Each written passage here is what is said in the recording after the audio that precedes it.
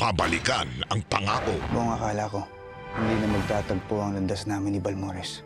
Pwede niya kaming matuntun sa kahit anong pagkakataon. Pero hindi ko hahayaan na mahanap nila ang mga labi mo, Mercy. Gusto ko sanang ipasilip sa mining site. Sa tingin ko, makakatulong ko sa negosyo natin.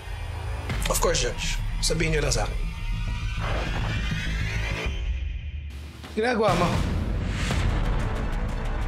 Malay ba natin kung gaano kalaki yung negosyong yun sa Rosario? Kailangan malaman to ng buong grupo. Ang bagong kahalipan ng Miguel at Balmores. Babalikan na ang laban. Nandito ka ba?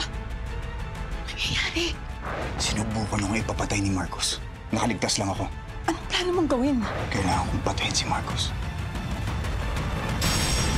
Carlo J. Caparas, lumuhod ka sa lupa.